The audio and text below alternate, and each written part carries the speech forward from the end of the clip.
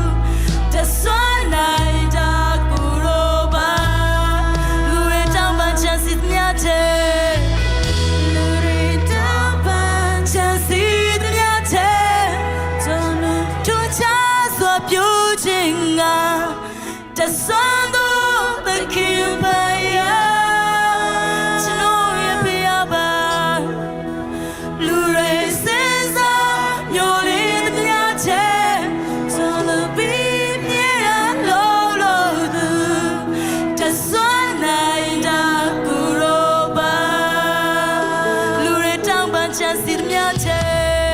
လူတွေတောင်းပန်ချမ်းစီမြတ်ချေ လူ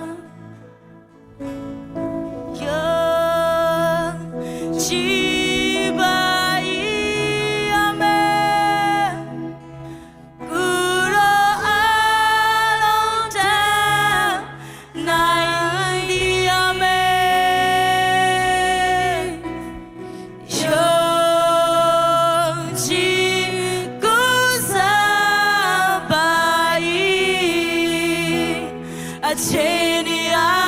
လုံးထဲမှာကိုရောပြအမြဲတမ်းဆိုစံဒီအမေ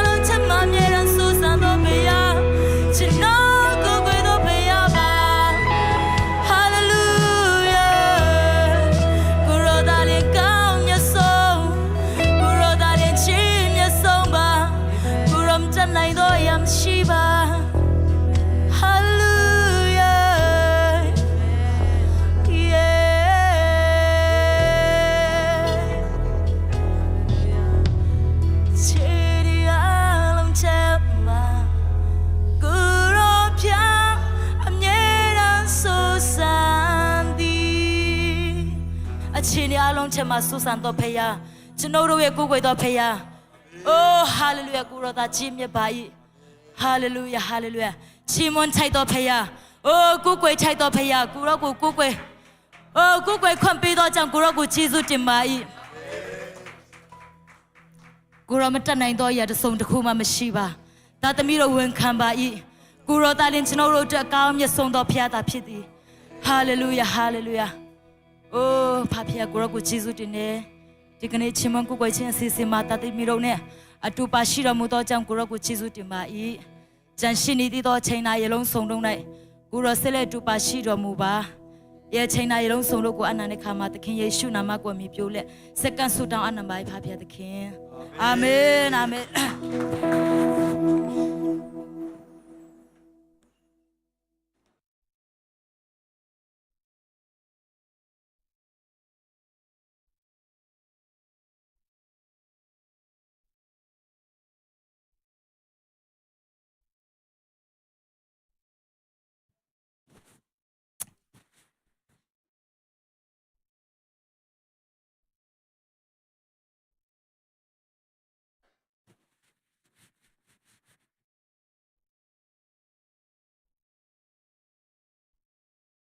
Hallelujah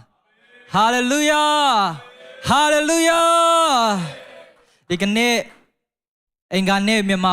ပိုင်းအစီအစဉ်မှာပြန်လည်ပို့ဆောင်ပေးတဲ့အဖဖခင်နာမတော်တာ၍ဘုန်းကြီးခြင်းရှိပါစေမေလပထမဦးဆုံးမြန်မာအစီအစဉ်စပြုခွင့်ပေးတဲ့ဖခင်နာမတော်ဘုန်းကြီးခြင်းတာ၍ဘုန်းကြီးခြင်းရှိပါစေဒီကနေ့ချီးမွမ်းကိုးကွယ်ခြင်းထဲမှာဦးဆောင်ပေးတဲ့ worship team တော်၎င်း music team တော်၎င်းဝိနည်းတော်လွတ်လပ်စွာလှုပ်ရှားသွားတဲ့ဝိနည်းတော်အားလုံးကျွန်တော်တို့ဂုဏ်ပြုတဲ့အနေနဲ့တစ်ခေါက်လုံးเนาะအားရပါရလက်ခုပ်တီးပြီးမှချီးမွမ်းကြရအောင် amen amen amen amen hallelujah hallelujah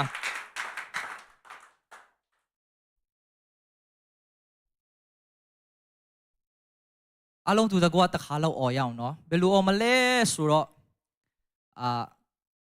ကလားတွေអော်တယ်လို့ပေါ့အိန္ဒိယမှာကျွန်တော်ကြောင်းတဲ့တော့ကလားတွေဘယ်လိုអော်လဲဆိုတော့เนาะ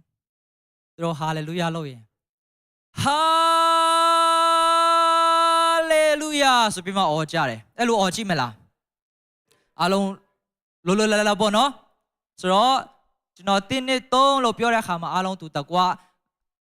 အကျဲဆုံးသောတာနဲ့ဖျောက်ချီးမွမ်းရအောင်အာမင်စင်တင်ဖြစ်ပြီလားစင်တင်ဖြစ်ကြလားကဲ1 2 3ဟာလေလုယာနောက်တစ်ခေါက်ဟာလေလုယာနောက်ဆုံးတစ်ခေါက်ဟာလေလုယာလက်ခုပ်တီးတဲ့သူပြောက်ချီးမွမ်းကြအောင်အာမင်အာမင်အာမင်အာမင်နောက်တစ်ခေါက်ကျွန်တော်နောက်ကျေးဇူးပြုရဲပေါ့နော်လိုက်ဆိုပေးဖို့ရန်အတွက်မေတ္တာရက်ခံခြင်းတယ်လိုက်ဆိုပေးကြပါနော်တယောက်တည်းရှက်ကွဲအောင်တော့မလုပ်ပါနဲ့လို့တောင်းပန်ခြင်းတယ်โอเคပါလဲဆိုတော့အကြောင်းမူကားလိုက်ဆိုပေးပါဖခင်သခင်ဒီကြောက်တတ်သောစိတ်တဘောကိုငါတို့အားပေးတော်မူဒီမဟုတ်ကြည်ကြလေးနဲ့တကောပါသောစိတ်ချစ်တတ်သောစိတ်ရှင်လင်းသောစိတ်တဘောကိုပေးတော်မူ၏သူဖျားဦးနောက်တပါလက်ခုပ်တီးလက်ချီးမွမ်းရအောင် amen amen amen amen hallelujah hallelujah ခုချိန်မှာကျွန်တော်လူတက်လေးမျက်နှာတက်လေးတွေရှိရင်ကျွန်တော်ကြိုဆိုချင်တာဖြစ်တယ်ဒီကနေ့ဇစီယတင်တော်မှာတော်လာကောင်းမြန်မာစစ်စင်မှာပထမဆုံးအကြိမ်ပါဝင်ချင်းဖြစ်တဲ့ဆိုတဲ့သူများရှိရင်ခဏလောက်ရပေးဖို့ရတော့မေတ္တာရက်ခံခြင်းနဲ့ရှိပါသလားဝေါမရှိဘူးနော်အားလုံးကအော်ရှိတယ်အေးဆိုတော့ဘေးနာရှိတဲ့နီကိုမောင်နှမတွေပေါ့နော်လက်နှုတ်ဆက်လက်ဘယ်ကနေလာတာလဲနာမည်ဘယ်လိုလဲဆိုတာတစ်ချက်လောက်နှုတ်ဆက်ပေးပါဦးအခုချစ်ချင်းပေါ့နော်ဟုတ်တယ်မှန်တယ်လို့ဟုတ်တယ်ဒီမှာကျွန်တော်တို့အားလုံးပေါ့နော်သူ့ပေါ်အလည်းများစမ်းလျက်ပေါ့နော်ကောင်းချီးပေးအောင်နော်ဖခင်သခင်ကောင်းချီးပေးပါစေဆိုပြီးမှတစ်ခေါက်ပဲနော်အားလုံးသူတကွာတင်းနေတော့ဖခင်သခင်ကောင်းချီးပေးပါစေအာမင်နောက်များမှာလဲဇစီယတင်တော်မှာချိန်တိုင်းပါဝင်လို့ရပါတယ်လို့ယေရှုနာမနဲ့ကြိုဆိုခြင်းနဲ့ကျွန်တော်အင်္ဂါနေ့မြန်မာပိုင်းစီစဉ်ရှိမယ်ဂျာတာဘရိန်နဲ့စီစဉ်ရှိတယ်ပြီးမှ Sunday နေ့မနေ့ရောညရောရှိတယ်ဆိုတော့နောက်ပတ်ကြရင်အဲ့ဒီမျက်နှာမှာထားမယ်တပုံရိပ်ထားပါလာမလားမလာဘူးလားဆိုတော့တေချာကြည့်မယ်ပြီးမှ तू တယောက်ထက်လာလို့မရတော့ဘူး तू ကအင်ရှင်ဖြစ်သွားပြီနောက်ပတ်ကြနေအာမင်ဆိုတော့ဘယ် तू ဘာလို့မလဲဆိုတော့ तू အဖော်တယောက်ဆိုတော့တငယ်ချင်းတယောက်ခေါ်လာမယ်ပေါ့နော်တငယ်ချင်းတယောက်ခေါ်လာပေးမယ်လို့ကျွန်တော်ယုံကြည်ပါတယ်ကျေးဇူးတင်တယ်ဖခင်ကောင်းချီးပေးပါစေဆိုတော့ကျွန်တော်တို့ဒီမေလထဲမှာပေါ့နော်ပထမဆုံးအကြိမ်မြန်မာစစ်စင်မှာပါဝင်ခြင်းဖြစ်တယ်ဆိုတဲ့သူများရှင်းလက်ထောင်ပေးပါအားလုံးဖြစ်တယ်နော်ကျေးဇူးပြအားလုံးလည်းမြောက်ရအောင်နော်ကျွန်တော်အားလုံးဒါမေလရဲ့ပထမဦးဆုံးမြန်မာပိုင်းစစ်စင်ဖြစ်တယ်ဆိုတော့ကျွန်တော်တို့ကိုဂုံပြူရအောင်ဆိုတော့ရင်ပေါ့ဘာဒီလို3ချက်လောက်ပို့ရအောင်နော်1 2 3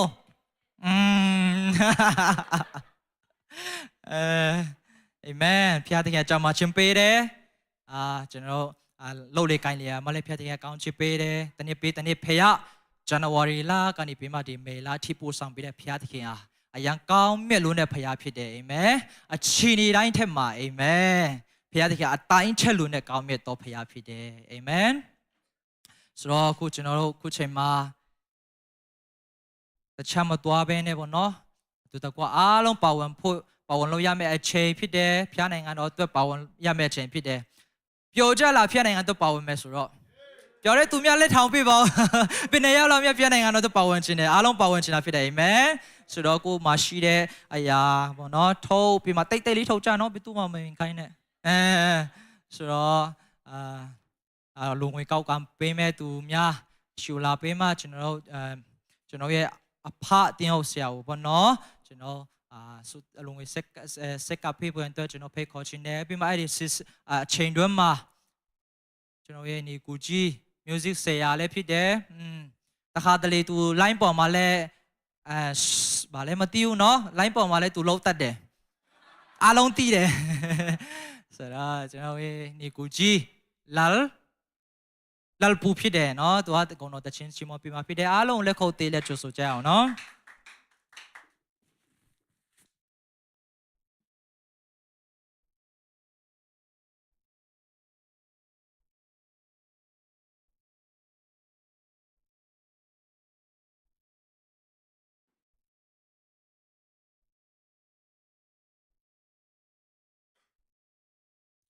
ဆုတောင်းရအောင်တန်ရှိမမြတ်ဆောင်လည်းနမို့တော့ကျွန်တော်တို့ကိုယ်ွယ်တဲ့အသက်ရှင်တော်ဖဖျားသခင်ဒီညနေခင်းမှာကိုရရှင်ရဲ့ထံတော်ပါ၌ပင်လယ်ပြီးတော့တာသမီများကိုလာရောက်တိုးဝဲနိုင်တော့ခွင့်ကိုပြီးတော့ကျွန်တော်ကိုရောကိုချီးစိုးတင်တယ်ကျွန်တော်ရဲ့နေ့စဉ်နေ့ရက်တိုင်းမှာကိုရရှင်ရဲ့ကြီးစိုးတော်ဒီရောက်စီတဲ့ရဲ့အသက်တာမှာလုံလောက်တဲ့အတွက်ကျွန်တော်ကိုရောကိုချီးစိုးတင်တယ်ဒီညနေခင်းမှာလဲကိုရရှင်အဖဖျားသခင်ကျွန်တော်တို့တတ်နိုင်ဒါတော့ကိုရောဘုံတော်ထင်ရှားစီဖို့ရန်တွဲကျွန်တော်တို့အနည်းငယ်တော့ငွေများကိုယူဆောင်လာတာဖြစ်ပါတယ်ကိုရောရှင်ရဲ့နိုင်ငံတော်ကျေပြန့်ဖို့ရန်တွဲတောင်းပြတော်မူပါပြီးကံစွန့်ကြဲတော်သူတယောက်စီတဲ့အပေါ်မှာကိုရောရှင်ကနေဌာနတော်ပါမအလာတဲ့ဂျေမာချင်းစိတ်ချမ်းသာချင်းလုံငန်းကိုင်ငန်းမှာကောင်းကြီးများချပြီးတော်မူပါတရားလုံဝေကိုစက္ကတဲ့အနန္တချင်းမှာကယ်တင်ပါရှင်ခရစ်တော်နာမကိုမြည်ပြီး၍ဆုတောင်းစက္ကအနန္တမြတ်စွာဘုရားသခင်အာမင်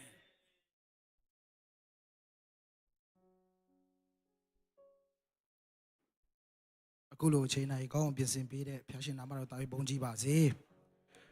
မဲစုတောင်းပါဆိုတဲ့တခြင်းနဲ့ကျွန်တော်ဂုဏ်တော်ချီးမွမ်းချင်ပါတယ်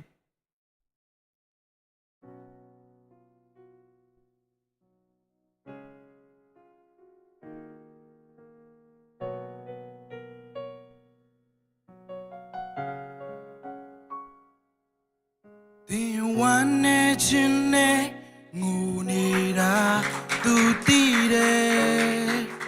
ခံစားချက်တွေစွန့်အားနေပြီမယ်ကြည်ခွဲတဲ့နှလုံးသားကိုယ်တန်ကို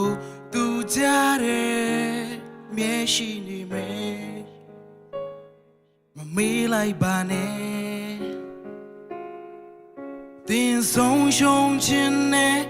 ကြုံနေတာသူတည်တယ်စကားလုံးတွေပြောင်းရှာနေပြီမယ်မျောလင်းချင်နေပြီစီမဲ့ကူရရှိတယ် I'm sure ပါနဲ့နောက်မစိုးပါနဲ့နေတဲ့ခါတိုင်းအမြဲစုတောင်းပါငိုယူနေချိန်တိုင်းမပြေတာတဲ့ခါဘူလောင်နာခြင်းစေမင်းမြေရှိလေတိုးလိုက်ပါမငိုတော့နဲ့အကောင်းဆုံးနေတွေထဲမင်းမပါတဲ့ခါ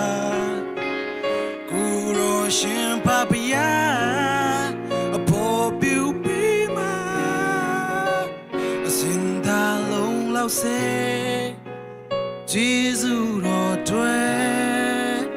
a mere and so down way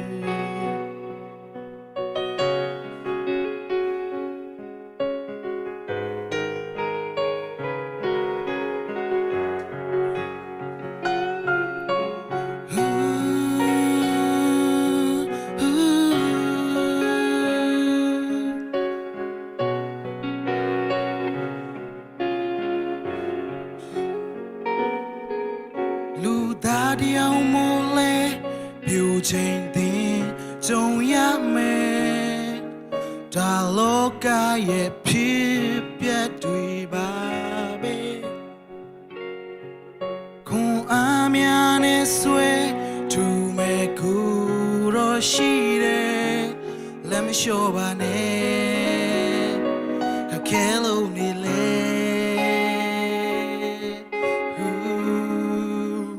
I need it, cara.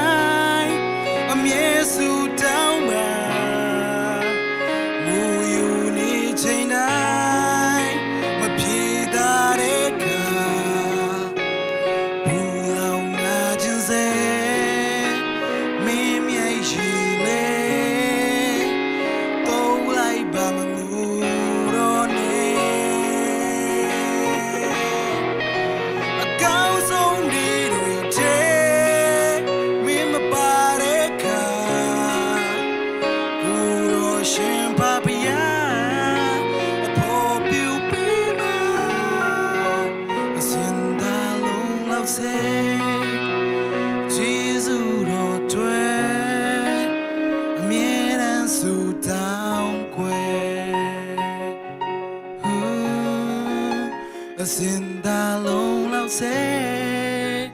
Jesus ro twe a mien and su down kwe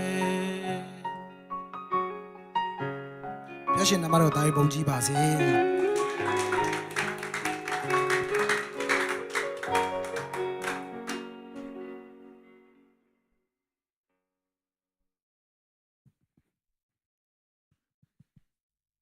ဖျက်နိုင်ငံတော်ပါဝင်သွားတဲ့ရောက်ချင်းစီတော်လာကောင်းဆူတောင်းပေးသွားတဲ့လူငိုစက်ကပေးတဲ့တင်းအဖတင်းအောင်ဆရာတော်လာကောင်း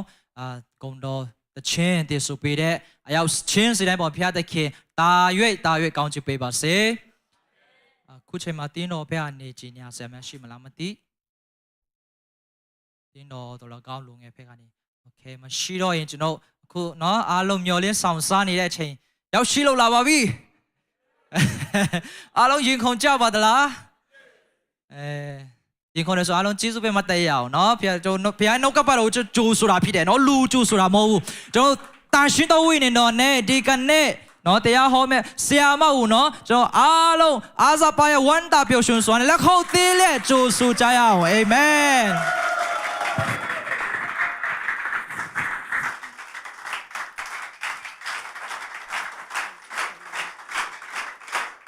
Hallelujah.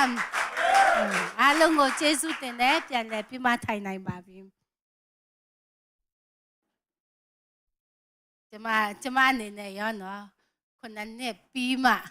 မြန်မာလိုပြန်ပြီးမှတရားဒေသနာဟောကြားရမယ်မြန်မာလိုနော်ဝေငါတက်တဲ့ခံရမယ်အခွင့်ကိုပြင်ဆင်ပေးတဲ့ဘုရားသခင်ရဲ့တင်းအုပ်ဆရာကြီးနဲ့တကွတင်းတော်မှာရှိတဲ့တင်းအုပ်ဆရာမအားလုံးပေါ်မှာအထူးပဲကျေးဇူးတင်တယ်လို့ရင်ဆုံးပြောကြားလိုပါတယ်။ဘာဖြစ်လို့လဲဆိုရင်ကျမဆရာတင်းအုပ်ဆရာကြီးကကျမကိုပေါ့နော်အချိန်ယူပေးနိုင်မလားဆိုတဲ့ခါကျတော့ကျမဘာကိုသွားတတိယလဲဆိုရင်နော်ကျမတို့ဒီကိုရောက်ချင်းပေါ့နော်ရောက်ခါစားတော့ငါပေါ့မြန်မာလိုပဲဟိုအရင်စကားအဲ့လိုမျိုးပေါ့နော်ပြောတတ်တယ်ချင်းလို့ကြတော့နော်ကျမတို့အမိခင်ဘာသာစကားနဲ့ကြတော့အခက်အရန်တွေ့တယ်ဒါပေမဲ့အခုတော့မိခင်ဘာသာစကားပို့ပြီးမှပြောလာတယ်နော်အခုကမြန်မာလိုပြန်ပြောဖို့အရန်အခက်တွေ့တယ်ဒီຢာကဘာနဲ့တူလဲဆိုကျမဆယ်တန်းဆံပွဲပေါ့နော်သူရင်တနစ်ကြပါတယ်လို့အဲ့တနစ်မကြခင်မှာပေါ့နော်ကျမကျန်းစာပွဲဖြည့်ပြီးချင်းကျမတို့နော်ဆယ်တန်းဆိုရင် မတ်လမှာကျမတို့ဆံပွဲဖြည့်တယ်ဂျွန်လမှာကျောင်းပြန်ဖွင့်တယ်အဲ့ချိန်မှာကျမကျန်းစာကျောင်းပေါ့နော်ဒီအောင်စင်းမထွက်ခင်မှာကျမကျန်းစာကျောင်းတက်တယ်အဲ့မှာအောင်စင်းကစက်တင်ဘာလောက်မှပဲထွက်တယ်ဆိုတော့အောင်စင်းမှာကျမနာမည်မပါဘူးအဲ့လိုမျိုးဖြစ်တဲ့ခါကျတော့ကျမပြန်ပြီးမှအဝေးတည်ဘလို့အပြင်ဖြေနေပေါ့နော်ဖြေတဲ့ခါကျတော့အဲ့ချိန်မှာဆိုရင်ကျန်းစာကျောင်းကလည်းမတ်လမှာဆံပွဲဖြေတယ်ဆယ်တန်းဆံပွဲကလည်းမတ်လမှာဆံပွဲဖြေတယ်အဲ့မှာဆယ်တန်းဆံပွဲအရင်ဖြေပြီးတော့ကျန်းစာကျောင်းကနောက်ပတ်မှာဖြေတဲ့ခါအဲ့လိုမျိုးဖြစ်တဲ့ခါကျရင်ဘယ်လိုဖြစ်လဲဆိုရင်ကျန်းစာဆယ်တန်းဆံပွဲဖြေတော့ကျန်းစာကျောင်းမှာကျန်းစာတွေပဲပေါ့နော်အဲ့စာတွေပဲထွက်လာတယ်အဲ့ကျန်းစာကျောင်းမှာဆံပွဲဖြေတော့ဆယ်တန်းစာတွေပဲထွက်လာတယ်အဲ့လိုမျိုးဖြစ်တတ်တာပေါ့နော်အခုလဲကျမမြန်မာလိုပြောတဲ့ခါကျရင်မိခင်ဘာသာစကားတွေထွက်လာတယ်ဆိုရင်လဲဒီခံပေးပါနားလည်ပေးပါဆိုပြီးမှအရင်ဆုံးပြောကြချင်ပါတယ်လို့ဒီကနေ့ကျမပေါ့နော်ခွန်အားပေးမဲ့အရာပေါ့နော်ကျမတို့ခွန်အားပေးခြင်းတဲ့အရာကပါလဲဆိုရင်ပေါ့နော်ယောရှုအခန်းကြီး1အငယ်9ယောရှုမတ်စာအခန်းကြီး1အငယ်9ကိုအခြေပြုကျမ်းပိုက်အနေနဲ့ကျမယူချင်ပါတယ်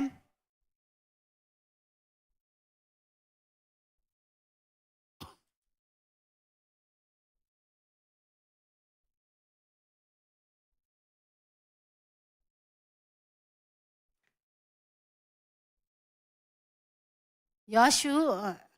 မတ်စာအခန်းကြီး1အငယ်9ကျမတို့အတူတကွဖတ်ရအောင်တင်ကိုငါမာထားသည်မဟုတ်လောအာယူ၍ရဲရင်ချင်းရှိလောမကြောက်နဲ့စိတ်မပြတ်နဲ့တွားလေရာရာ၌တင်၏ဖျားသခင်ထာဝရဖျားရှိသည်ဟုမိန့်တော်မူ၏အာမင်ဖတ်တော်တဲ့တာသမီရောက်စီတိုင်းပေါ်မှာဖျားရှင်ကောင်းကြီးပေးပါစေ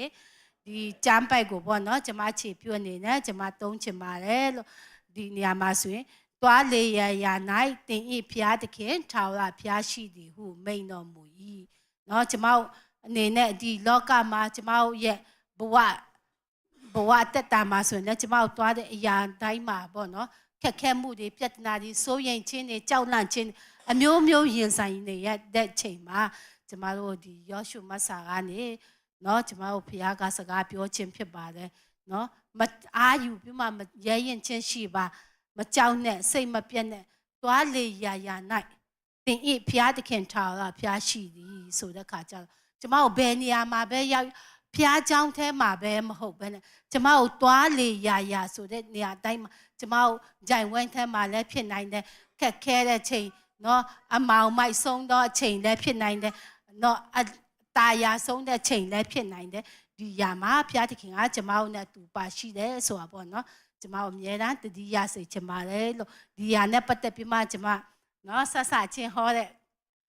နေ့ဆိုတော့ကျမလည်းကဘာဦးကျမ်းကနေစပါမယ်လို့နော်ကဘာဦးကျမ်းမှာရှိတယ်နော်ကျမတို့အများကြီးကျမတို့တက်တာတွေတွေ့နေအများကြီးခွန်အားရကြတယ်အများကြီးရှိတဲ့ထဲကနေကျမယာကုပ်ရဲ့အသက်တာနဲ့ယောသရဲ့အသက်တာကိုပေါ့နော်ကျမဒီနှစ်ခုအားဖြင့်ကျမနော်ဝင်ငါချင်ပါတယ်လို့ဒီຢာကတော့ကဘာဦးကျမ်းအခန်းကြီး31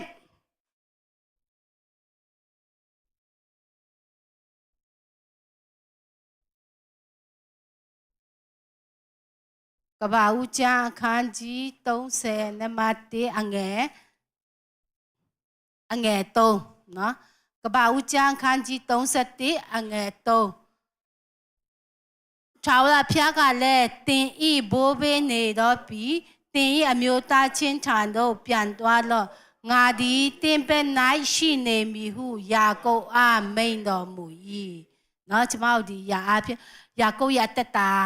ပေါ့နော်အားလုံးမဟုတ်ဘဲနဲ့ပေါ့နော်သူ့ရဲ့တစိတ်တစ်ပိုင်းအားဖြင့်ကျမတို့တက်တာမှာဘယ်လိုမျိုးခွန်အားယူဖို့ရှိတယ်ပေါ့နော်ဒီຢာကိုအနေငယ်ပြောချင်ပါတယ်လို့နံပါတ်1ကပါလဲဆိုယာကုပ်ဆိုရင်ပေါ့နော်ကျမတို့ကြားနေရတယ်ဟိုအရင်ပါလဲဆိုရင်သူဟာလောဘကြီးတဲ့သူနော်အဲလိန်လေတော့သူဆိုပြီးမှကျမတို့အမျိုးမျိုးခေါင်းစဉ်တတ်တာပေါ့နော်ဒါပေမဲ့ကျမကဘာဘယ်လိုမျိုးခေါင်းစဉ်တတ်ချင်တယ်လဲဆိုပေါ့နော်အခုကမိခင်များနေလဲနီးလာပြီနော် ဒါပြင်ကျမကြော်ညာဆရာလည်းတစ်ခုမေ့သွားပါတယ်လို့မနေ့ဖြန်ကနေစပြီးမှနော်ဗုဒ္ဓဟူးကြောက်လေးတောက်ကြ3ရက်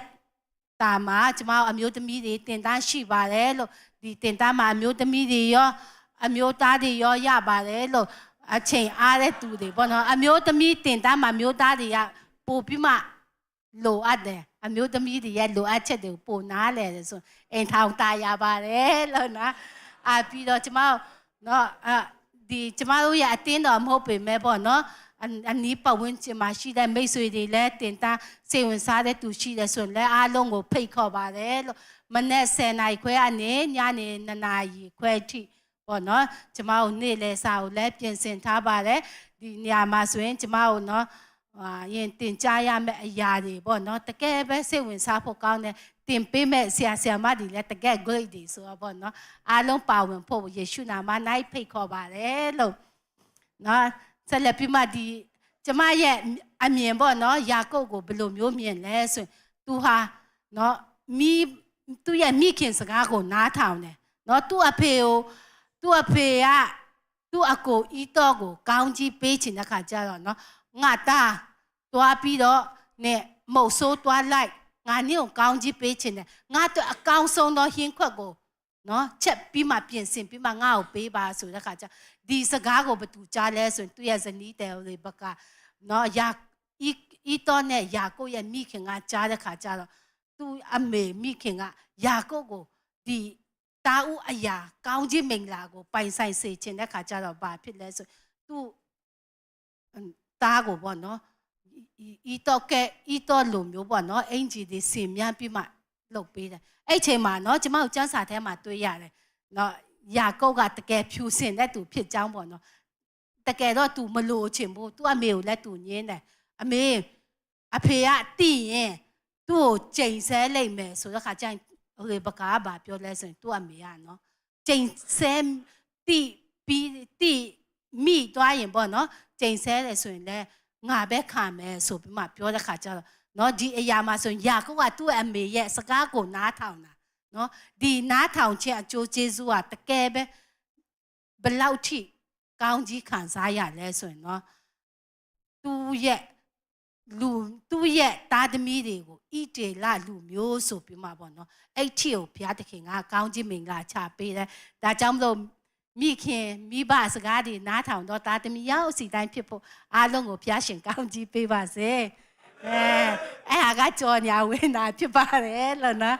အခုဆိုရင်ကျမနော်ဒီထာဝရဘုရားကဒီအရာကိုကျမအရင်ပြောချင်တာပါလဲဆိုဒီအရာအဖြစ်သူ့အနေနဲ့ပေါ့နော်လိန်လေတဲ့ဒါပြီးတော့သူ့ရဲ့အကိုရဲ့ဤတော့ရဲ့တာဦးအရာကိုလည်း तू ကပဲဟင်းတစ်ခွက်နဲ့နော် तू လိန်လေပြီးမှ तू ရလိုက်တယ်ပေါ့နော်အဲ့လိုမျိုးလှုပ်တဲ့အခါကျတော့သူ့မှာအကိုတစ်ခါနော်အဖေကိုတစ်ခါလိန်လေတဲ့အရာက तू ဘယ်နှခါပြန်ပြီးမှခံရလဲဆိုသူ့ရဲ့ရောက်ခတ်တီးစီဟာ10ချိန်တိပေါ့နော် तू ပြန်ပြီးမှလိန်လေချင်းကိုခံရတယ်လို့ဒီလိုမျိုးပေါ့နော်ကျမတို့ကတုံးပေါ်ထိတ်ကွက်တဲ့ဟာတွေနော်တငယ်ချင်းနဲ့အချင်းချင်းကိုကြွားကြွားသွားတဲ့အရာတွေကနော်လုံးဝမကောင်းပါဘူးလို့ကျမတို့ပြန်ခံရင်ဆယ်စားလောက်ခံရတယ်ပေါ့နော်ဒီယာကုပ်ရဲ့တက်တာကနေကျမတို့တွေ့ရတာဖြစ်တယ်နော်ဒီမှာဆိုရင်လဲယာကုပ်ကသူ့ရဲ့ဦးလေးလာပါစီမှာနှစ်20လုံးနော်ဇနီးတယ်နေရောက်တဲ့14နှစ်ရဲ့တိုးစိတ်နွားတွေအတွက်6နှစ်နော်နှစ်20လုံးသူအစေခံပြီးတဲ့ခါကျတော့ဘာဖြစ်လဲဆိုအဲ့ချိန်မှာသူ့ရဲ့အဖို့အခါဒီအနှစ်20အတွင်းမှာသူ့ဦးလေးဘလာဘန်ကသူ့အဖို့အခါရပိုင်ခွင့်တွေအကုန်လုံးကို10ချိန်တိသူကလဲဖျားတယ်လိန်လဲတဲ့ခါကျသူဘာမှမရတဲ့ခါကျသူနော်ဘုရားသခင်ကသူ့ကိုထွက်သွားဖို့ပေါ့နော်နေရင်းပြည်ကိုထွက်သွားပါဆိုပြီးမှသူပြောတဲ့ခါကျတော့နော်အိမ်မက်ပေးတယ်နော်ဒီအငယ်7မှာဆိုရင်ကျမတို့မြင်အငယ်30မှာပေါ့31နော်ကျမတို့31ကနေ33ကြားပေါ့နော်ကျမအဲ့လိုမျိုးပြောသွားမှာဖြစ်ပါတယ်လို့ဒီအငယ်30မှာဆိုရင်သူရမယ့်အခါအတွက်ပေါ့နော်ဒီတကယ်တမှုထူးခြားတဲ့အပြောက်အကြားတွေရရှိဖို့ပေါ့နော်ဒီ ပြုလုပ်ရမယ့် idea တွေကိုလည်းဖခင်ကသူ့ကိုအိမ်မက်နဲ့အတိအကျပေးတယ်အဲ့လိုမျိုးပဲသူကလုပ်ပြီးတော့เนาะသူအဲ့လိုမျိုးပဲဟိုရင်ပျောက်ကြားတွေပေါ့เนาะရရှိဖို့ရန်သူအနေနဲ့เนาะဖခင်ပေးတဲ့ဉာဏ်ပညာနဲ့သူအဲ့လိုမျိုးလုပ်တဲ့ခါကျတော့မြောက်များစွာတကက်အား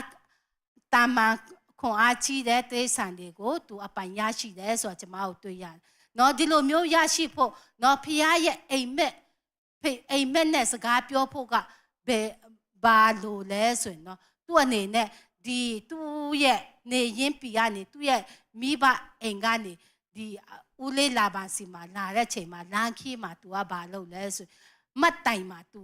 အဲ့မှာ तू အိပ်ပျော်နေတဲ့ကြောက်တုံးကိုခေါင်းအုံးပြီးနေတဲ့ချိန်မှာပေါ့နော်ကောင်းကင်ကနေလေကားကြလာပြီးမှကောင်းကင်သမားတွေဆင်းလိုက်တက်လိုက်လှုပ်တဲ့ဟာကို तू တွေ့တဲ့ခါကျတော့အဲ့နေရာကဖရားရဲ့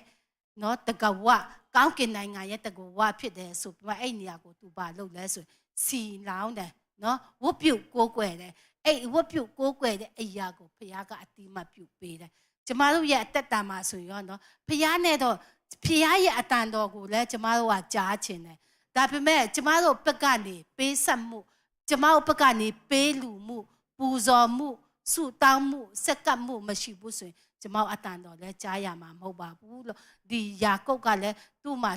နော်အရင်ဆုံးသူမြင်တွေ့တဲ့အရာချက်ချင်းပဲသူဒူးထောက်ပြီးမှဖရားကိုဝတ်ပြုကိုးကွယ်တဲ့လူမျိုးပဲကျမတို့ရဲ့အသက်တာမှာလည်းဖရားရဲ့နမိတ်ခန္ဓာတွေမြင်တွေ့တဲ့အခါကျ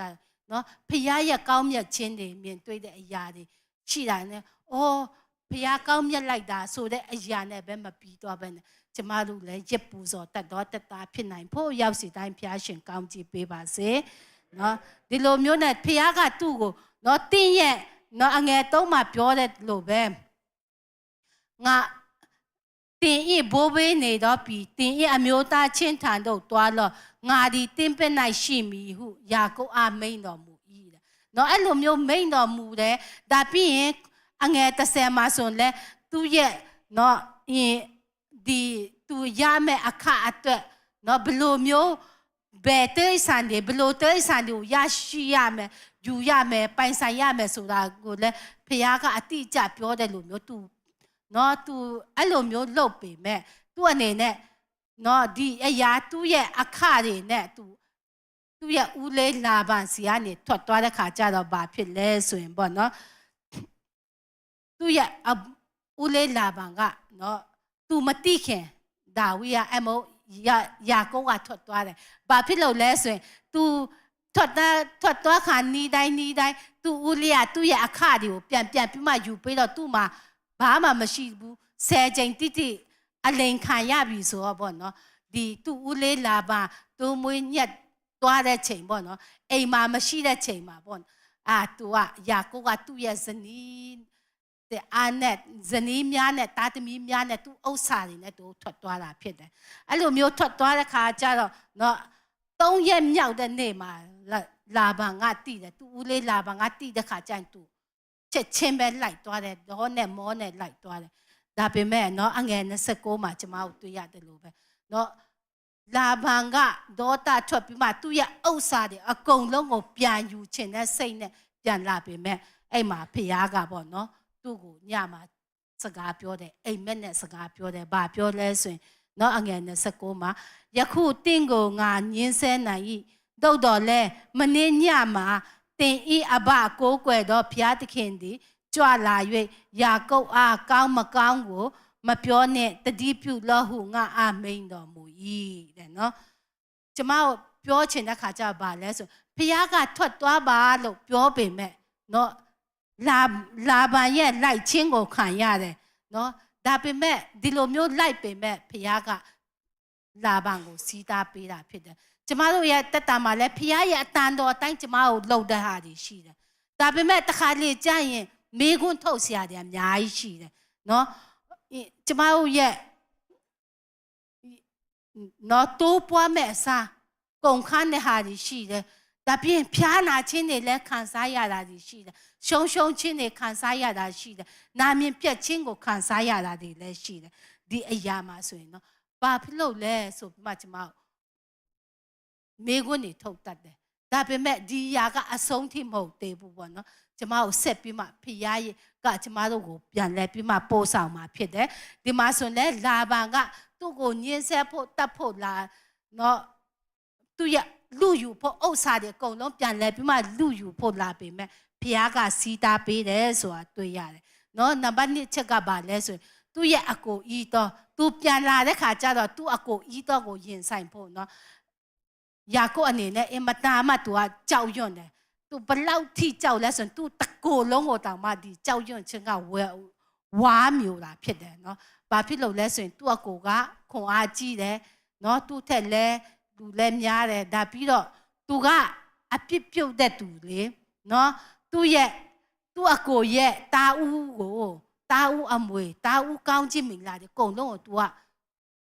လိန်လဲပြီးမှယူထားတဲ့ခါကျတော့မျက်နှာချင်းဆိုင်ဖို့ဆိုတာသူအင်မတန်မှသူ့အတွက်အရန်ခက်ခဲတယ်ဒါပေမဲ့ဖျားရဲ့အတန်တော်ကနော်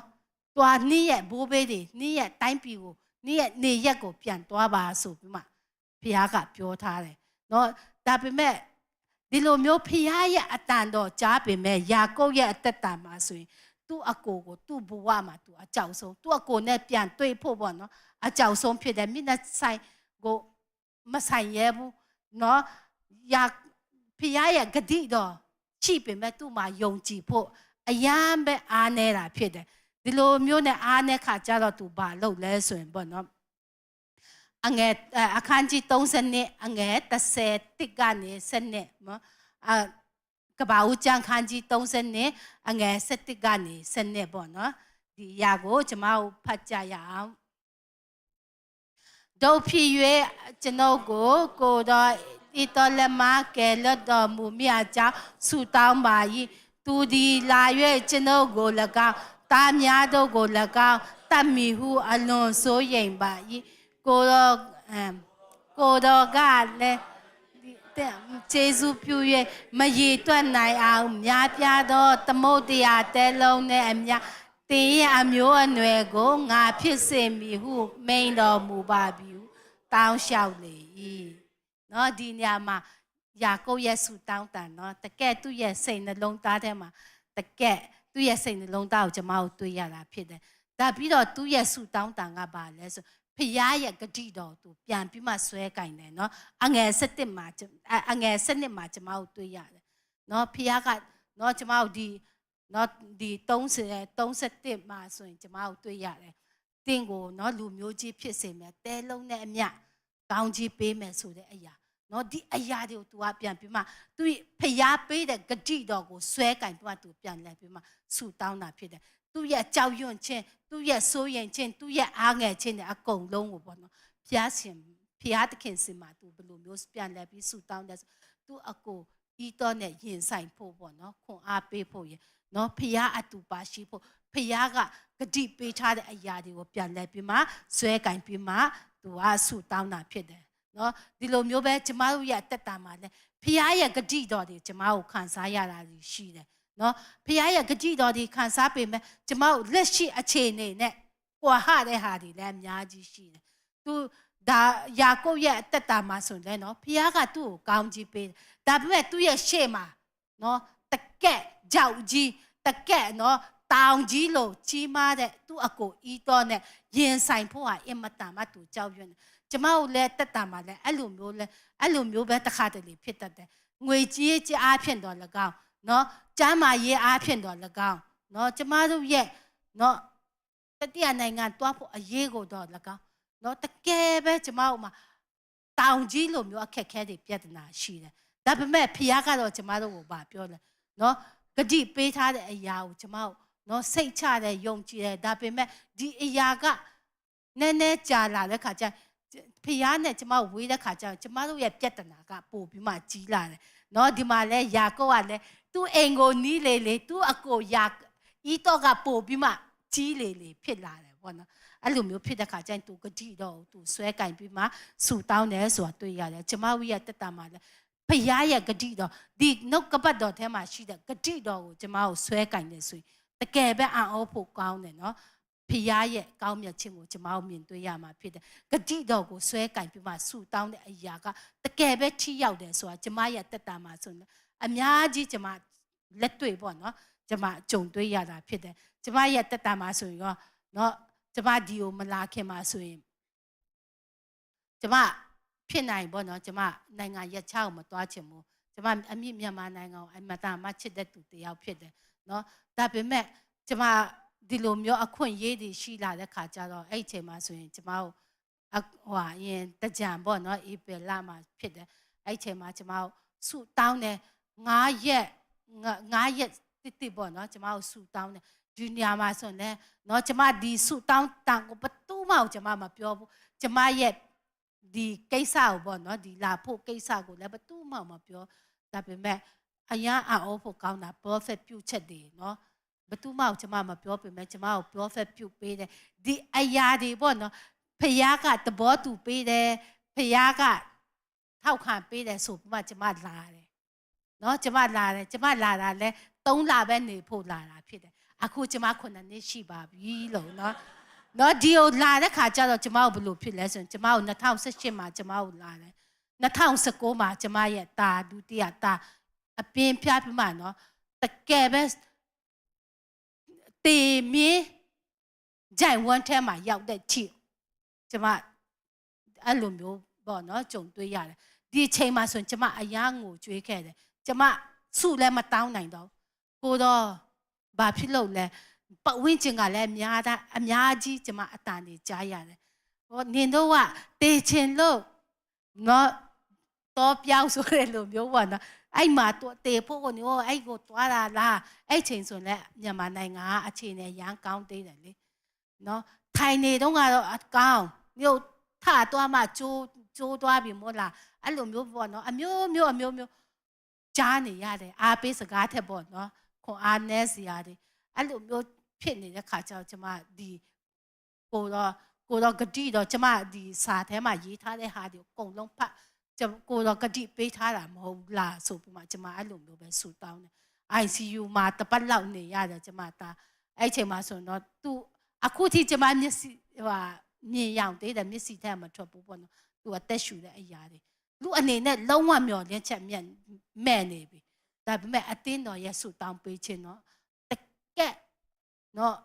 မြစ်တာစေနာနဲ့တကက်ဝန်တာနဲ့ဆူတောင်းပေးတဲ့အရာအဖြစ်အော့ဖွယ်ကောင်းအောင်ပေါ့နော်ဘုရားကပြန်လဲပြီးမှကြားမှချင်းပေးတာဖြစ်တယ်ဘုရားရှင်နာမတော်တာရဘုန်းကြီးပါစေအဲ့လိုမျိုးပဲကျမတို့ရဲ့တက်တာမှာနော်ဘုရားကဂတိပေးထားပေမဲ့တခါတလေကြံ့တာတွေဖြစ်တတ်တယ်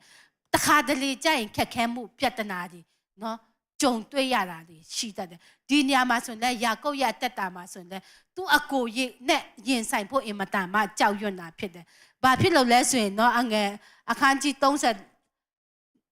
33မှာဆိုရင်ကျမကိုကြည့်မယ်ဆိုရင်နော်သူ့အကိုအေတော့ကသူ့ညီလာတယ်ဆိုတာတိတာနဲ့ချက်ချင်းလူ400နဲ့နော်တကယ်စမှုကျွမ်းကျင်တဲ့400နဲ့လာကြိုတာဖြစ်တယ်ဒီလာကြိုတယ်ဆိုတာသူ့ရဲ့စိတ်နှလုံးသားထဲမှာလက်စားချေဖို့သူ့အနေနဲ့လက်နဲ့တွေနဲ့လာကြိုတာဖြစ်တယ်ပေါ့နော်ဒီအရာကိုနော်ယာကုပ်ကတိတဲ့ခါကျတော့သူဘာလုပ်လဲဆိုဒီညမှာယာကုပ်ကိုလည်းကျွန်မတကယ်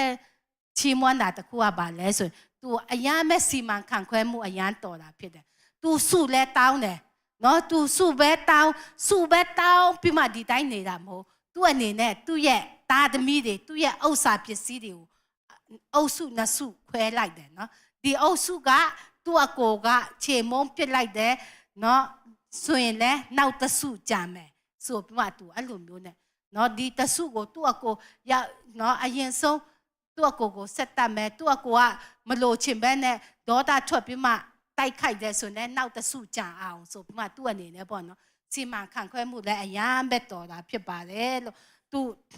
ဒီအရာကလည်းနော်တကယ်ပဲကျမတို့တင်ယူဖို့ဖြစ်တယ်တခုခုကျမတို့လုပ်တဲ့အကင်တဲ့အရာမှာနော်ကျမတို့ခွဲခြားပြီးမှစီမံခန့်ခွဲတတ်တယ်ဆိုရင်ကျမတို့ရဲ့ဥစ္စာများပြုံးတီးခြင်းမရှိဘူးသားသမီးများပေါ်နိုင်တော်၎င်းကျမတို့ရဲ့အိမ်ထောင်ရေးပေါ်နိုင်တော်၎င်းကျမတို့ရဲ့စီးပွားရေးနိုင်တော်၎င်းနော်ကျမတို့စီမံခန့်ခွဲမှုတော်မယ်ဆိုရင်ပေါ့နော်ကျမတို့ရဲ့အနာဂတ်မှာဆိုရင်ဖခင်ရဲ့ကောင်းမြတ်ခြင်းကိုတာ၍ကျမတို့တွေ့ရမှာဖြစ်ပါတယ်လို့နော်ဒီအရာမှာဆိုရင် သူအနေနဲ့သူအကိုနဲ့ထိတ်တိုက်ရင်ဆိုင်ဖို့သူအနေနဲ့ဖျားနဲ့နှစ်ပန်းလုံးပြီးမှတညလုံးနှစ်ပန်းလုံးတယ်ဆိုတာကျွန်မအားလုံးသိပြီးသားဖြစ်ပါတယ်ဒီညမှာဆိုရင် तू ကဘာလို့ချင်လို့နှစ်ပန်းလုံးလဲဆိုရင် तू အကိုရဲ့ရံကနေပေါ့နော် तू အကိုရံကနေကဲလွတ်ဖို့လွတ်မြောက်ဖို့ဒီအရာပဲ तू ဆူတောင်းတာနော်ဒီလိုမျိုးဆူတောင်းပြီးမှသူ့ကိုကောင်းကြီးပေးပါဆိုပြီးမှနော်ခန်းကြီး30နှစ်အငယ်26နော်26ကနေ29 28ထဲမှာကျွန်မတို့တွေ့ရတာဖြစ်တယ်သူ့အနေနဲ့ကောင်းကြီးရဖို့သူဆူတောင်းတယ်ဆူတောင်းတဲ့ခါကျဟိုကနော်ဖះနဲ့သူနှစ်ပန်းလုံးတဲ့ခါကျဖះကသူ့ကိုကောင်းကြီးမပေးဘူးသူလိုချင်တဲ့အရာမပေးဘူးအဲ့နဲ့သူ့နာမည်ကိုမေးတယ်နင့်နာမည်ပါလဲယာကုပ်ဆိုပြီးမှပြောတဲ့ခါကျဒီနေ့ကစပြီးမှဣတရေနော်ဣတေလဆိုပြီးမှနင့်နာမည်ကိုလူတိုင်းခေါ်လိုက်မယ်ဆိုဒီအရာတစ်ခုပဲပေးတာနော်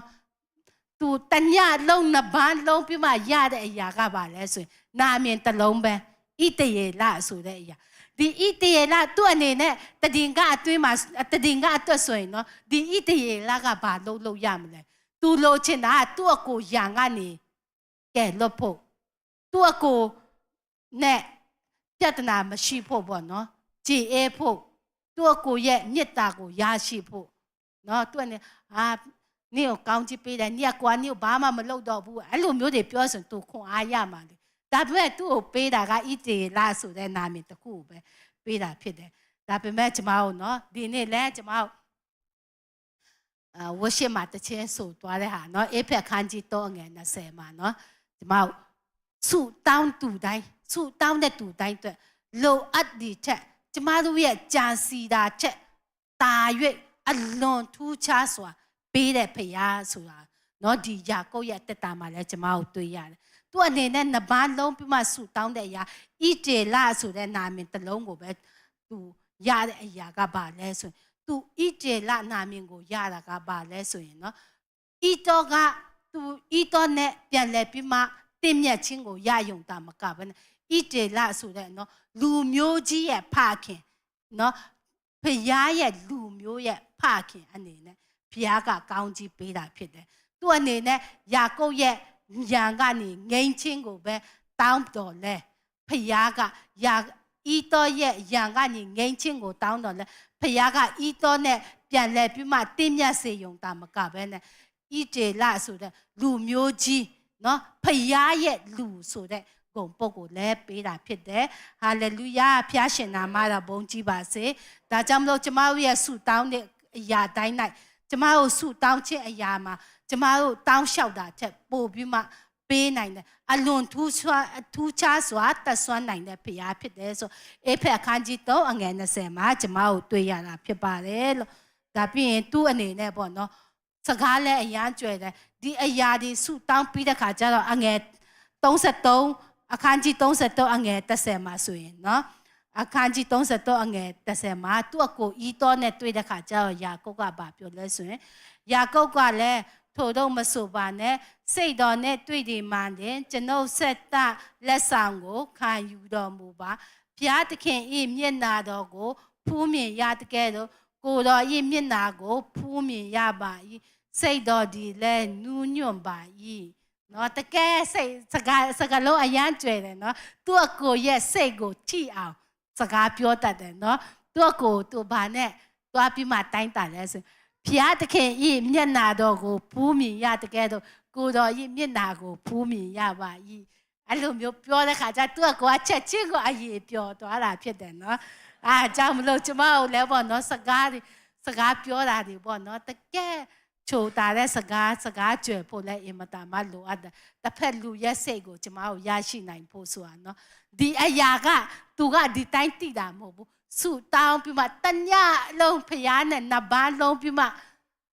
နော်ရရှိလာတဲ့စကားဖြစ်တယ်နော်အဲ့လိုမျိုးကျမတို့အနေနဲ့လည်းအခက်ခဲပြဿနာတွေကြုံတွေ့ရတဲ့ခါကျရင်ကျမတို့အနေနဲ့လည်းဖရားနဲ့တညလုံးနှစ်ပန်းလုံးဖို့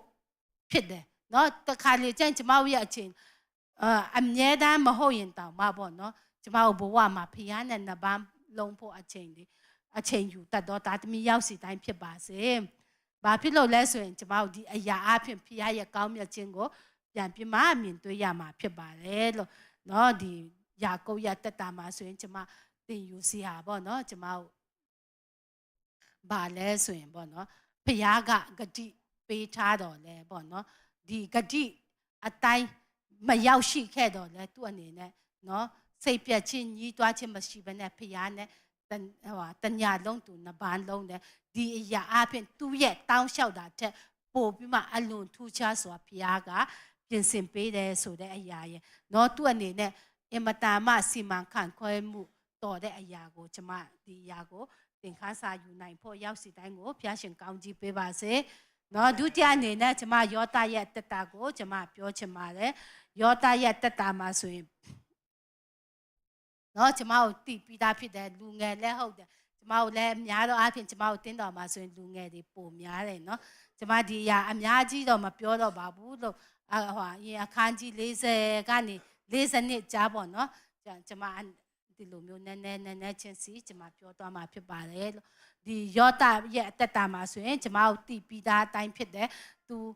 ရဲ့အကိုဒီရဲ့ရောင်းစားခြင်းပေါ့เนาะ Spotify မှာသူရောင်းစားခြင်းကိုခံရတယ်ဒီရောင်းစားခြင်းကိုခံရတဲ့ခါကျတော့ဘာဖြစ်လဲဆိုရင်เนาะဖခင်ကเนาะဖခင်ကသူ့ကိုကောင်းကြီးပေးတယ်เนาะ39ကိုတစ်ချက်လောက်ကျွန်မပြောချင်ပါတယ်လို့39เนาะ39အခန်းကြီး39အငယ်နှစ်နဲ့3ပေါ့เนาะနှစ်နဲ့3နှစ်ကနေ9ထစ်ပေါ့เนาะဒီရမှာဆိုရင်ကျွန်မတို့တွေ့ရမှာဖြစ်ပါတယ်เนาะအငယ်နှစ်ကနေကျွန်မဖတ်ချင်ပါတယ်ထာဝရဘုရားသည်ယောသဘက်၌ရှိတော်မူသဖြင့်သူသည်အကြံထားမြောက်တတ်၏အေဂုတုအမျိုးသားမိမိသခင်၏အိမ်၌နေလေ၏เนาะဒီနေရာမှာဆိုရင်เนาะဘုရားသခင်ကယာကုပ်ယောသဘက်မှာရှိတဲ့ကြောင့်ယောသရဲ့ကြံစီတဲ့အရာเนาะသူ့ရဲ့သခင်အေဂုတုအမျိုးသားသူ့ရဲ့သခင်ကကဲယောသရဲ့ငါတို့ဒီလိုမျိုးလဲရင်ကောင်းမလားဆိုပြီးမှအကြံဉာဏ်တောင်းတဲ့ခါကျတော့ယောသအနေနဲ့သူအကြံပေးတဲ့အရာတိုင်းကအောင်မြင်တယ်ဆိုတာပေါ့နော်ကျမတို့တွေ့ရတယ်သူ့ရဲ့အေဂိုတုအမျိုးသားသူ့ရဲ့သခင်အိမ်မှာနေတဲ့အချိန်မှာလဲပေါ့နော်ဘုရားကသူ့ဘက်မှာသူပါရှိတယ်ဆိုတာကိုတွေ့ရတယ်နော်အငယ်3မှာသူ့ဘက်၌ထာဝရဘုရားသည်ရှိတော်မူ၍သူပြုလေရာ၌အောင်စေတော်မူသောအကြောင်းကိုသခင်လည်းသိတော်မူ၏တဲ့သိမြင်၏တဲ့နော်ဒီနေရာမှာအငယ်နဲ့မှာအေဂုတုအမျိုးသားမိမိသခင်ဤအိမ်ဆိုတဲ့ခါကျတော့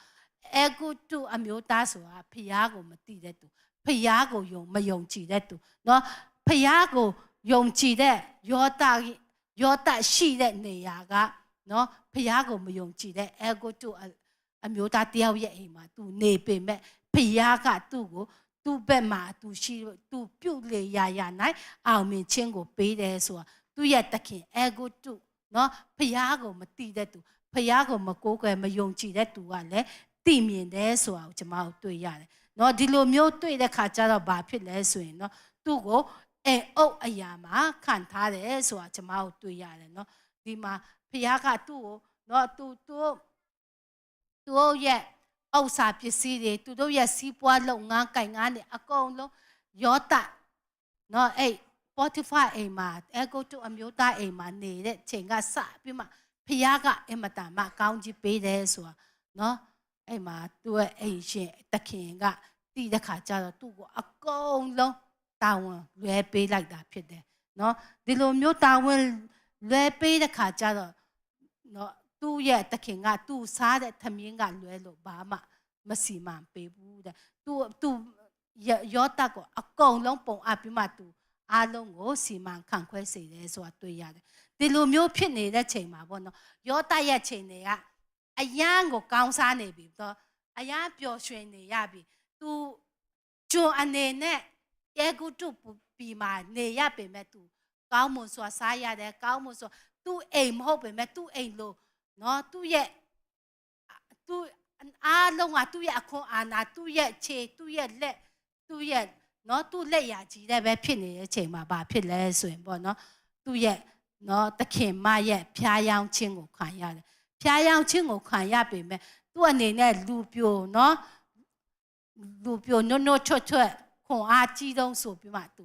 ဒီအရာကာမဂုဏ်ပက်ကိုသူစိတ်ထဲမှာမလိုက်ဘဲနဲ့နော်သူကိုးကွယ်တဲ့ဖခင်ကိုသူကြောက်ရွံ့ယူတည်တယ်ဒီအရာကိုသူညှင်းပယ်ခြင်းအပြင်သူဘာခံရလဲဆိုနော်ထောင်ကြခြင်းကိုခံရတယ်နော်ထောင်ကြခြင်းကိုခံရတယ်တခါလေကြာရင်ကျမတို့ရဲ့မှန်ကန်မှုအပြင်ပေါ့နော်ဆွဲခြင်းတွေနော်နာမည်ပြတ်ခြင်းတွေလည်းကျမတို့ခံရတာတွေရှိတတ်တယ်ဒီညမှာယောသလည်းသူ့ရဲ့နော်သူ့ရဲ့ကိုယ်ခန္ဓာသူမညစ်ညွှန်းစေခြင်းလို့အပြစ်မပြုတ်စေခြင်းလို့သူဘာဖြစ်သွားလဲဆိုရင်ထောင်ထဲကိုဝင်သွားရတာဖြစ်တယ်နော်ဒီလိုမျိုးထောင်ထဲဝင်တဲ့ခါကျဒီထောင်ထဲရောက်တဲ့ခါကျဘသူနဲ့တွေ့လဲဆိုဖလားဝင်နဲ့ဖလားတော်ဝင်နဲ့စားတော်ဝင်နဲ့တွားတွေ့တာဖြစ်တယ်နော်လူအနေနဲ့ကြည့်မယ်ဆိုရင်ထောင်ထဲရောက်သွားဆိုဘဝအမောင်ဆုံးဖြစ်သွားတယ်ဒါပေမဲ့ဖခင်ရဲ့အကြံစီနော်အကြံအစီပြည့်စုံဖို့ခြေလမ်းစတာဖြစ်တယ်နော်သူငယ်တော့ကသူ့ကိုဖခင်ကအိမ်မက်ပေးထားတဲ့အရာအကောင်အထည်ဖို့လမ်းစဖြစ်တယ်ဆိုတာကျွန်မတို့တွေ့ရတာဖြစ်တယ်နော်ဒီနေရာမှာဆိုရင်သူ့ရဲ့အိမ်မက်ကိုလည်းအားလုံးတည်တဲ့အတိုင်းပဲနော်သူ့ကိုနေနဲ့လှနဲ့ကကိုးကွယ်တယ်စပနာစက်တစည်းကကိုးကွယ်တာဖြစ်တယ်နော်ဒီအရာကဘာနဲ့သူဘယင်ဖြစ်မယ်ဆိုတဲ့အရာကိုပေါ့နော်နမိတ်လက္ခဏာကိုပြတာဖြစ်တယ်ဒီအရာအဖြစ်လည်းသူ ego တုပီကိုရောင်းချခြင်းကိုခံရတယ်နော်သူ့ရဲ့တစ္ဆာရှိခြင်းတည်ကြည်ခြင်းကြောင့်မလို့သူထောင်ထဲကိုနောက်တစ်ဖန်ပြန်ဝင်သွားရတာဖြစ်တယ်ဒီထောင်ထဲကိုဝင်တဲ့ခါကျတော့နော်အဲ့မှာဆိုရင်ဖလားတော်ဝင်နဲ့စားတော်ဝင်တို့ကတော့မှအိမ်မက်ကိုစီမက်တဲ့ခါကျတော့သူအိမ်မက်ကိုဒါယောသကိုပြောပြတဲ့ခါကျတော့ဖယားကအိမ်မက်အနက်ကိုဖွင့်ပြနိုင်တဲ့ဉာဏ်ပညာကိုပေးတာဖြစ်တယ်နော်အစတော့ကအိမ်မက်ကိုပဲမက်တဲ့သူတယောက်နော်အစတော့ကအိမ်မက်ကိုပဲမက်တဲ့သူတယောက်ကနောက်ဖယားနဲ့ပို့ပြီးမှနော်သူရဲ့အသက်တာကဖယားနဲ့ပို့နီးလာတယ်ဖယားအတွက်သူဟာတီကြီးစွာပေါ့နော်မဖောက်မပြန်ပဲနဲ့သူအသက်ရှင်လာတဲ့ခါကျတော့အိမ်မက်မက်တဲ့သူကနေအိမ်မက်ကိုအတိတ်ပဲပြန်ရတဲ့သူအဖြစ်ပေါ့နော်ဖယားကပြောင်းလဲပေးတာဖြစ်တယ်ကျမတို့ရဲ့တက်တာမှာဆိုရင်လည်းကျမတို့နော်အိမ်မက်ကိုပဲမြင်မက်တဲ့သူကနေပေါ့နော်ကျမတို့ပြန်ပြီးမှသူတပားကိုအိမ်မက်အနဲ့အတိတ်ပဲကိုပြန်ပေးနိုင်တဲ့သူအဖြစ်ဖယားကကျမတို့အားလုံးကိုအလိုရှိတာဖြစ်တယ်ဒီအရာကကျမတို့ဖယားနဲ့ပို့ပြီးမှမှန်ကန်ဖို့ဖယားနဲ့ကျမတို့တွားလာတဲ့နေရာမှာတစ္ဆာရှိဖို့အင်မတန်မှလိုအပ်တယ်ဆိုတာပေါ့နော်ပြောချင်ပါလေဖျားရှင်ကောင်းကြီးပေးပါစေ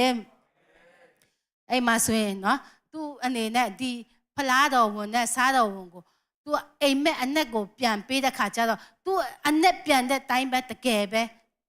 နော်တက်ရောက်လာတာကိုတွေ့ရတယ်အဲ့ချိန်မှာဆိုရင်နော်သူအနေနဲ့ဖလားတော်ဝင်ကိုပေါ့အာကိုတကြီးနဲ့ကျွန်တော်မမေ့ပါနဲ့နော်ကျွန်တော်ကိုဒီထဲကနေခေါ်ထုတ်ပါနော်ဆိုပြီးမှသူမှအတန်တန်မာကြားတယ်ပေါ့နော်သူဒီလိုမျိုးအိမ်မက်ကို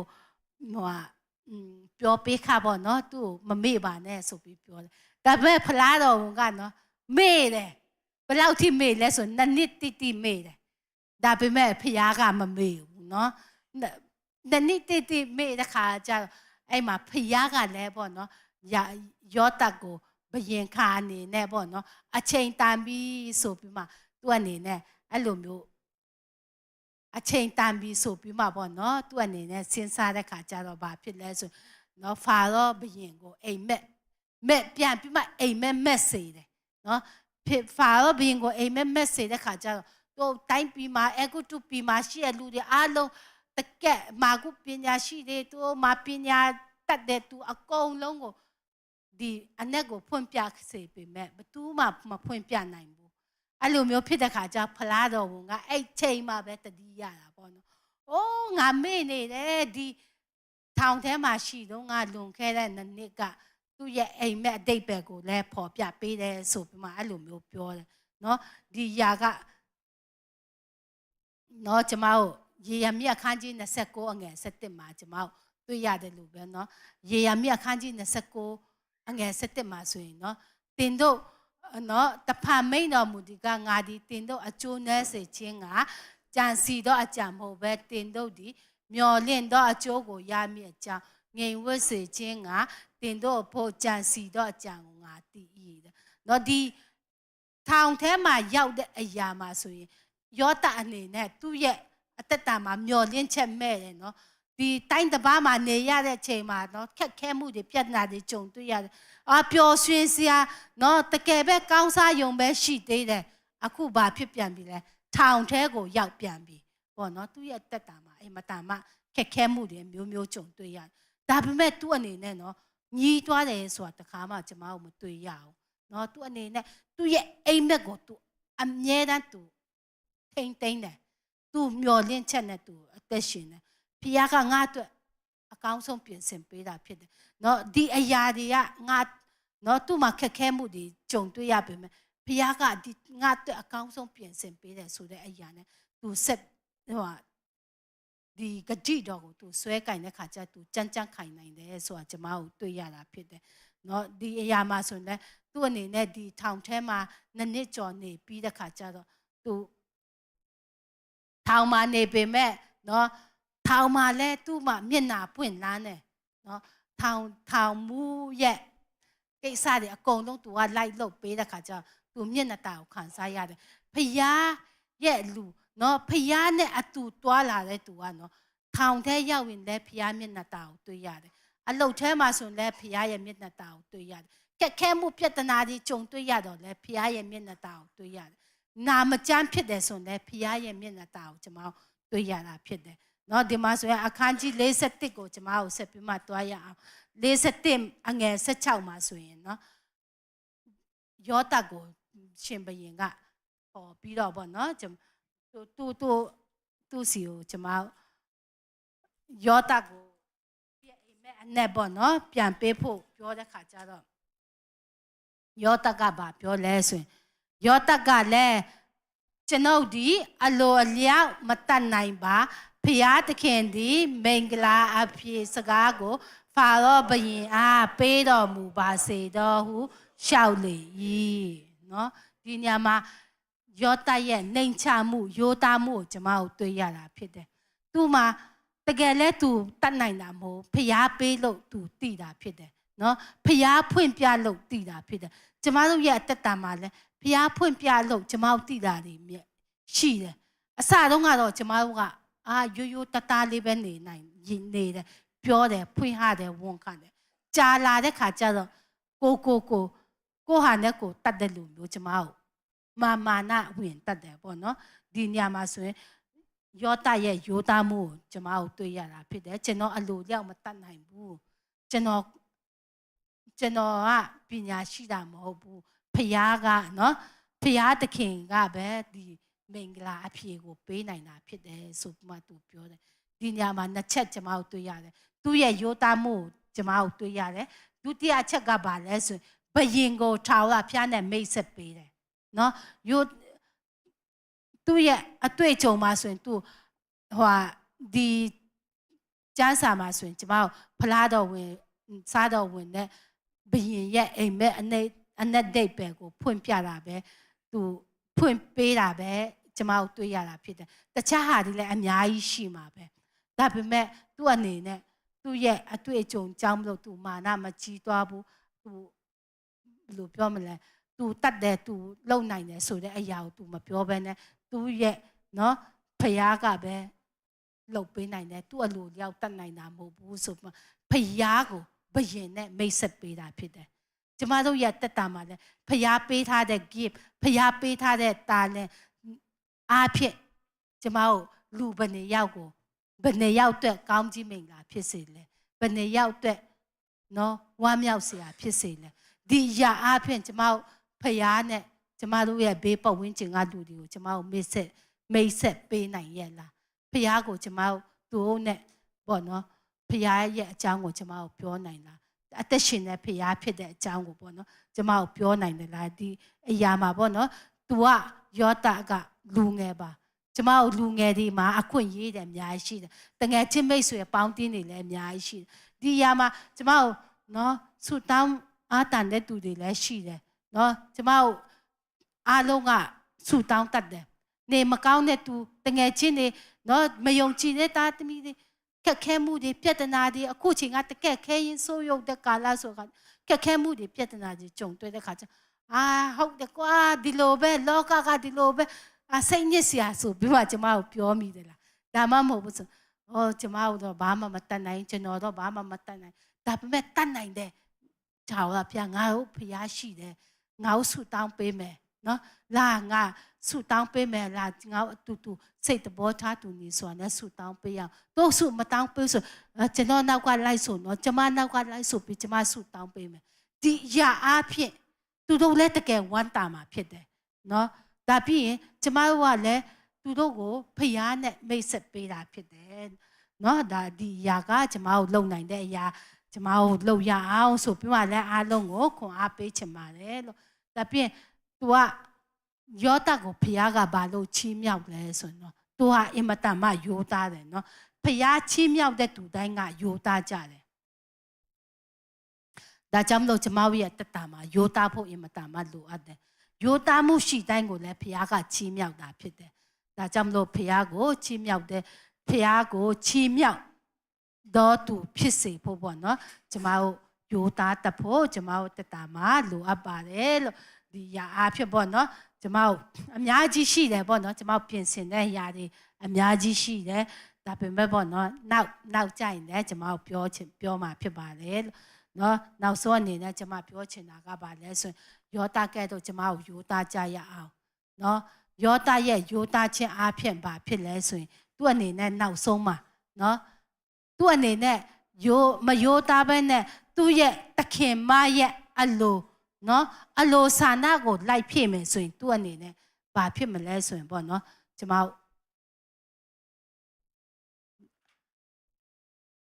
ပေါ်တီဖာသူ့တခင်မရဲ့ဒုတိယ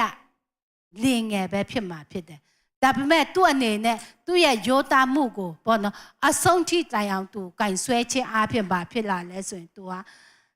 အေဂိုတုပီရဲ့ဒုတိယဘယင်ခံအဖြစ်ဖျားကသူ့ကိုကောင်းကြီးပေးတယ်ဆိုတာကျမတို့တွေ့ရတယ်ကျမတို့အနေနဲ့ရောတည်င်ကအတွေ့အသားရဲ့စန္ဒကိုကျမတို့ဒီအရာကိုမငင်းစာမိဘူးဆိုရင်ပေါ့နော်ကျမတို့ရဲ့ဂုဏ်တိတ်ခါလဲ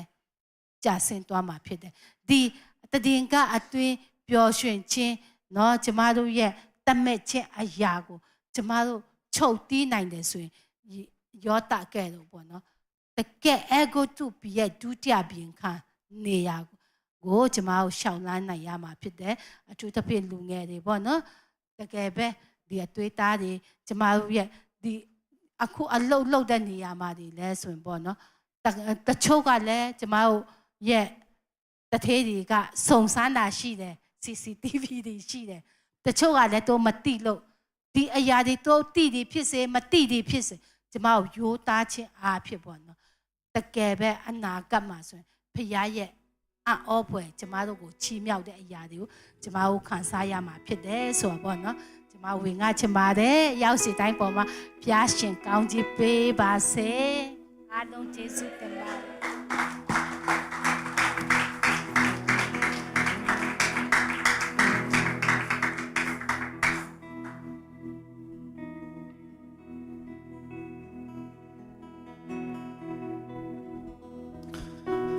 အားလုံးမတတ်ကြရအောင်ခေါင်းအားရကြမယ်လို့ထင်ပါတယ်ကောင်းချီးရကြမယ်လို့ထင်ပါတယ်ဆရာမကဖြည်းနဲ့တရားဟောပြီးတော့တရားနာထောင်လို့ကောင်းတယ်နော်ကျွန်တော်ယုံကြည်ပါတယ်နှုတ်ကပတ်တော်တရားဒီကျွန်တော်အတွက်အချင်းကြီးမဟုတ်ပါဘူးကြားနေရတဲ့နှုတ်ကပတ်တော်တရားအတိုင်းဂျကော့ကသူဆူတောင်းတာတတိလေးဖြစ်ချင်မှဖြစ်မယ်ဖျားပြီးချင်တာကသူရဲ့တမျိုးသားလုံးကိုသူကောင်းချီးပေးချင်တာဖြစ်တယ်ဟာလေလုယာဒီကမှာကျွန်တော်တို့ဖျားကိုကိုးကွယ်ပြီးတော့ကျွန်တော်ရဲ့အသက်တာတည်တည်ကိုကိုရောကိုစက်ကပ်ပြီးတော့ကျွန်တော်တို့ဂျကော့လူပေါ့နော်ကျွန်တော်တို့အတူတကွဆူတောင်းပြီးတော့ကိုရောကိုကိုးကွယ်ကြရအောင်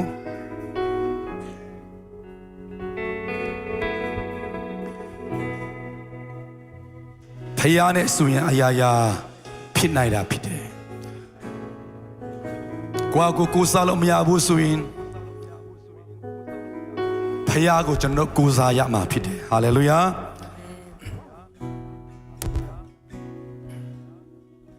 ယေရှု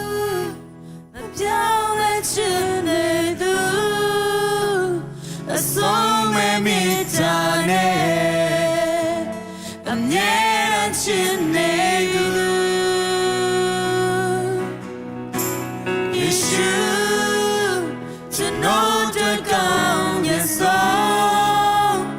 သူနိုင်လို့မရတဲ့မြေတာရှင်ကျွန်တော်ရဲ့စွမ်းကိုလူတွေထဲမှာဖြစ်နေတတ်နိုင်တဲ့ရတယ်ယေရှုဖျားရဲ့မျက်မှောက်မှာဝိညာဉ်ကိုနဲ့ဖြစ်တည်လုံးနဲ့မဖြစ်နိုင်တော့ရမရှိပြီရှိပြီယေရှုအသက်နဲ့လာကြီးတမန်တရားကတိတော်ရာတွေဖန်ဆင်း၍ပိုင်တော်သူ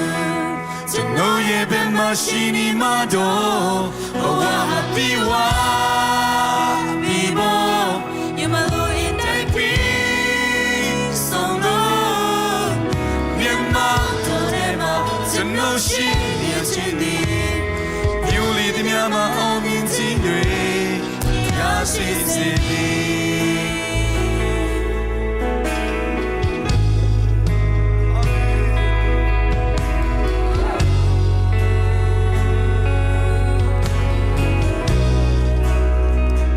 ဝန်ခံကြရအောင်မပြောင်းလဲခြင်းနဲ့သူအဆုံးမမြတ်တာနဲ့အမြဲတမ်းခြင်းနဲ့သူယေရှုကျွန်တော်တွေ့ကောင်းရဲ့ဆုံးသူနိုင်လို့မရတဲ့မြတ်တာရှင်ကျွန်တော်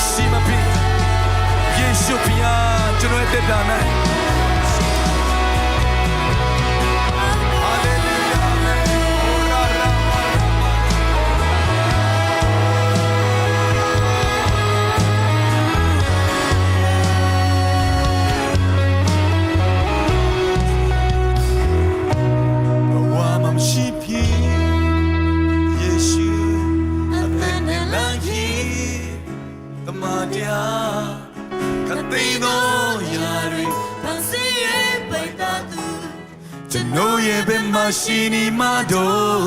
ဘဝပြီးဝါပြီးပေါ်ဒီမလေးပြီးဆုံးလို့မြန်မာတော်ရဲမှာကျွန်တော်ရှိနေခြင်းနဲ့ပြုလီသည်များမှာအောင်မြင်ခြင်းတွေရမှာမရှိ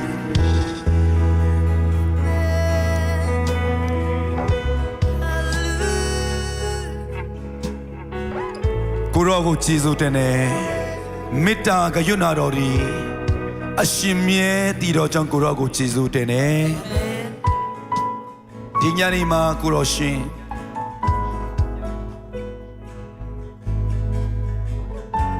နှုတ်ကပတ်တော်တရားကိုကြားနာရဒီအတိုင်းတယောက်စီတည်းရဲ့အသက်တာ၌စကားပြောတော်မူပါခေါ်အနေတော်သူတော်ကိုခေါ်အားပေးတော်မူပါဂျာနီယာရဲ့နှုတ်ကပတ်တော်အတိုင်းဂျာကုပ်ရဲ့အသက်တာမှာအာနီကျွန်တော်တို့သင်ခန်းစာဂျာနီယာတလူ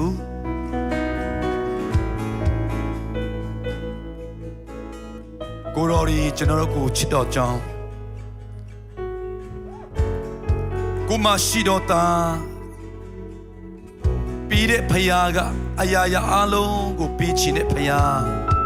ဖြစ်တဲ့အကြောင်းကိုကျွန်တော်ယုံကြည်ပါ၏တယောက်စီတည်းရဲ့တက်တာကိုကိုရရှင်မဆာပေးသနာတော်မူပါ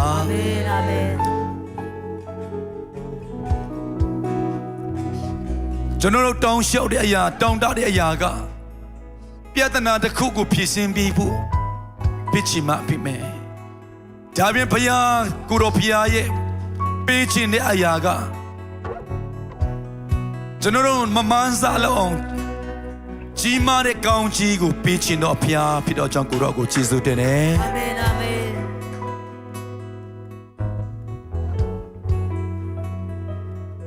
ယာကုပ်ကိုကောင်းကြီးပြီးတဲ့အချိန်မှာသူအပြင်သူရဲ့မျိုးရိုးကိုကောင်းကြီးပြီးတယ်လို့ဒီညနေမှာကိုရောတယောက်စီတည်းရဲ့အတ္တ၌ကျွန်တော်တက်တာ၌ကိုရောပါလာတဲ့အချိန်မှာကိုအပြင်ကျွန်တော်ရဲ့တမျိုးသားလုံးကျွန်တော်တို့ရဲ့မျိုးရိုးကိုကောင်းချီးပေးခြင်းနဲ့ဘုရားဖြစ်ကြောင်းကိုယုံကြည်နိုင်သောအခွင့်ကိုတယောက်စီတည်းရဲ့အတ္တ၌မဆာပေးသနာတော်မူပါဂျေဇုတော်ပေါင်းကိုရည်တွေ့ချီးမွမ်းရင်းနဲ့ကဲတင်ပိုင်ရှင်ဖြစ်တော်နာမကိုမြည်ပြီး၍ပြန်လည်ပြီးတော့အသက်တာတည်တည်ကိုဆုတောင်းဆက်ကအနာမိုက်မဲ့စွာဖာဘုရားသခင်အာမင်ကျေးဇူးတင်နေဘုရားတင်ကောင်းချီးပေးပါစေနောက်ပတ်လဲလာကြပါ